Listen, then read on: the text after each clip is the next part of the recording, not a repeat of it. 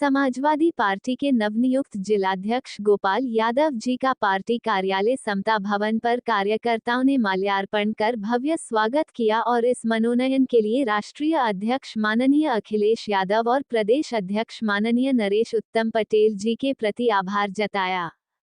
उन्होंने कहा कि कार्यकर्ताओं के सम्मान पर कोई खरोंच नहीं आने दूंगा, उनके सम्मान की हर कीमत पर रक्षा करूंगा। कार्यकर्ताओं के सम्मान से बढ़कर हमारे लिए कुछ भी नहीं। उन्होंने इस अवसर पर कार्यकर्ताओं को संबोधित करते हुए कहा कि यह माला पहनने का वक्त नहीं, यह सम्मान कराने का वक्त नहीं, बल्कि यह संघर्ष करने का दौर है। उन्होंने कहा कि यह देश गंभीर राजनीतिक संकट के दौर से गुजर रहा है। देश के हुक्मरानों को लोकतंत्र पसंद नहीं है, वो पूरी तरह से तानाशाही के रास्ते पर उतरकर संपूर्ण विपक्ष को कुचलना चाहते हैं।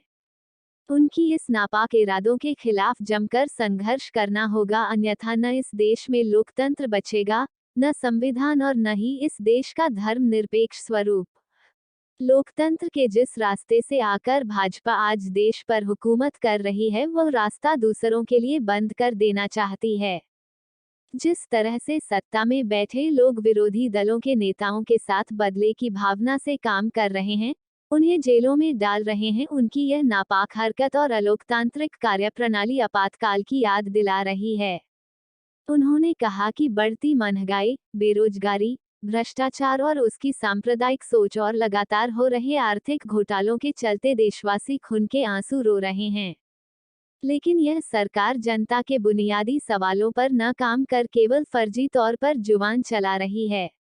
उन्होंने कार्यकर्ताओं से आह्वान करते हुए कहा कि घरों में बैठने से काम नहीं चलेगा, बल्कि लोहिया, जयप्रकाश और मुलायम सिंह जी के रास्ते पर चलकर जनता के हक हकूक और इस देश के संविधान, लोकतंत्र, धर्मनिरपेक्षता और गरीबों को मिलने वाले सामाजिक न्याय की रक्षा और जाति जनगणना कराने के लिए सड़कों को गर्म कर इस देश की सत्ता से भाजपा की तानाशाही हुकूमत को हटाना होगा। इस स्वागत कार्यक्रम में मुख्य रूप से सदर विधायक जय किशन साहू, पूर्व सांसद जगदीश कुशवाहा, राष्ट्रीय कार्यकारिणी के सदस्य राजेश कुशवाहा, पूर्व जिलाध्यक्ष रामधारी यादव, सुदर्शन यादव, डॉक्टर ननकू यादव, सहकारी बैंक के पूर्व चेयरमैन रामधारी यादव, पूर्व छात्र नेता पीयूष विक्रम यादव, ओम प्रकाश यादव, तहसीन अहमद, डॉक्टर सीमा यादव, कमलेश यादव, भानु, डॉक्टर संजय कनौजिया, हाजीपुर रामकिशन सोनकर, जिला पंचायत सादात ब्लॉक अध्यक्ष उपेंद्र कुशवाहा, सेक्टर प्रभारी रामकेश यादव, शंभू नेता लालजी राम आदि उपस्थित थे। गोपाल जी, समाजवादी पार्टी की गाजीपुर की कमान आपको सौंपी गई है, इसको लेके क्या कहेंगे आप? राष्ट्रीय अध्यक्ष और जनपद के सभी सम्मानित कार्यकर्ताओं का, वरिष्ठ नेताओं का, पूर्व अध्यक्षों का, सम्मानित जनपद लीडर का मैं आभार व्यक्त करता हूँ, उनका अभिनंदन करता हूँ। उन लोगों ने हमारे समाजवादी पार्टी में 31 वर्ष के संघर्ष को देखते हुए ये बहुत बड़ी जिम्मेदारी सौंपा है कि हम आपस में मिलकर जो देश के अंदर अलोकतांत्रिक सरकार है, जहाँ आर्थिक संसाधन से लेकर पूरे आदमी के मौलिक अधिकारों पर हमला हो रहा है, किसी का मौलिक अधिकार सुरक्षित नहीं रह गया है, उस दौर में ये बहुत बड़ी लड़ाई है। माननीय राष्ट्रीय अध्यक्ष जी का बहुत बहुत आभार व्यक्त करना चाहूँगा कि उन्होंने इस विषम परिस्थितियों में जहाँ संघर्ष करना है, संघर्ष का रास्ता चुनना है और इस संघर्ष से देश के संविधान, लोकतंत्र और आने वाले समय में गांव, गरीब, किसान, मजदूर, छात्र, नौजवानों के सम्मान और उनके भविष्य को बचाना है। उस चुनौती को माननीय राष्ट्रीय अध्यक्ष जी ने देश के स्तर पर स्वीकार किया है और अपने एक छोटा सा कार्यकर्ता सिपाही के रूप में गाजीपुर की जिम्मेदारी भेजा है। हमारे साथ हमारे अगल बगल में हमारे 4 सीनियर पूर्व जिला अध्यक्ष हैं, माननीय पूर्व सांसद माननीय जगदीश कुशवाहा जी, माननीय रामधारी यादव जी, माननीय श्री सुदर्शन यादव जी, माननीय डॉक्टर ननकू यादव जी, राजेश जी तो उन्नाव के प्रभारी बन गए हैं। ये हमारे बीच में इतने अनुभवी और समाजवादी पार्टी के सोच के लोग हैं। इन लोगों से राय मशविरा लेते हुए समाजवादी आंदोलन और संघर्ष को मैं आगे बढ़ाने का काम करूंगा और फासिस्ट सांप्रदायिक ताकतों को रोकने के लिए, उनके विचारधारा को, उनकी कुंठित विचारधारा को रोकने के लिए हम कार्यकर्ता सड़क से लेकर हम आगे तक संघर्ष करने का काम करेंगे।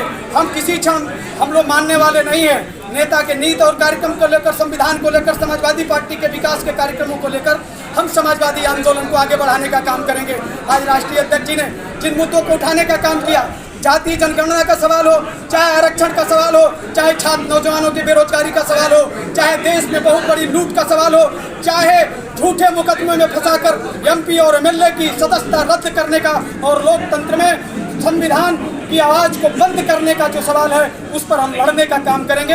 हम इस कार्यालय में केवल बैठकर नहीं, हम नौजवानों को जागृत करेंगे, उनके बीच में जाने का काम करेंगे। छात्र राजनीति की कोर्ट से निकले। मैं आपके सामने स्वागत भी कर रहा हूँ और मुझे भरोसा है कि समाजवादी पार्टी का जो मिशन है उसको आगे बढ़ाने में कामयाब होंगे। विधायक जी नवनियुक्त अध्यक्ष को लेकर क्या बोलेंगे?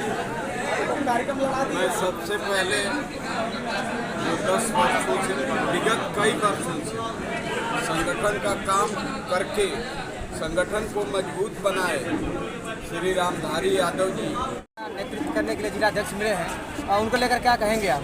देखिए, जहाँ तक समाजवादी पार्टी की बात है, समाजवादी पार्टी इस बार नौजवानों के ऊपर भरोसा किया राष्ट्रीय अध्यक्ष ने, और हम लोगों के गाजीपुर के एक नया और युवा जिला अध्यक्ष मिले हैं, जो जिनके नेतृत्व में पूरा नौजवान युवा क्रांतिकारी पूरे समाजवादी पार्टी के कार्यकर्ता साथी मजबूती से काम करने का काम करेंगे और उनके एक आह्वान पे अपने को मत मिटने का काम करेंगे। वर्तमान की जो सरकार है, उनको नीतियों को लेकर के क्या कुछ अगला पड़ाव रहेगा आप लोग का? देखिए, वर्तमान सरकार तो हर काम उसका फेल है। कोई काम उठा करके देखिए, चाहे नौजवानों के विकास की बात हो, छात्रों के छात्रवृत्ति की बात हो, किसानों की यूरिया डाई की बात हो, कहीं आप उठा करके देख लीजिए एक बार कहीं। अब तो सबसे बड़ा दुर्भाग्य का कारण है कि हॉस्पिटलों में देखिए कि एंटी रेबीज नहीं है। जो कुत्ता काटने की सुई उपलब्ध होती थी, 1 रुपये की पर्ची कटती थी, वो भी नहीं उपलब्ध है। 1 रुपये की पर्ची को उठा करके ये वर्तमान सरकार ने बढ़ा कर कितना कर दिया है। उनका तो कहना है कि स्वास्थ्य विभाग के संबंधित कोई भी मतलब जो भी आवश्यकता है पर व्यक्ति तक पहुँचाई जा रही है, तो इसे लेकर क्या कहेंगे आप? देखिए, वो तो आप देख ही रहे हैं ना, वो कहावत होती है देहात में कि वो काम कम हुल्ला ज़्यादा। ये सरकार, वर्तमान सरकार की स्थितियों को देख लीजिए। माननीय मुलायम सिंह यादव की सरकार, माननीय राष्ट्रीय अध्यक्ष अखिलेश यादव जी की सरकार थी, जो हर काम, जो जांच होती थी फ्री में, 5 लाख से लेकर के 12 लाख का इलाज फ्री होता था। और ये सरकार अभी आपको एक ही बात तो बताया कि जो कुत्ता काटने की सुई सबसे पहले उपलब्ध होती थी, वही नहीं है यहाँ। जिले में देखा जाए तो जिले की जो कानून व्यवस्था है लगातार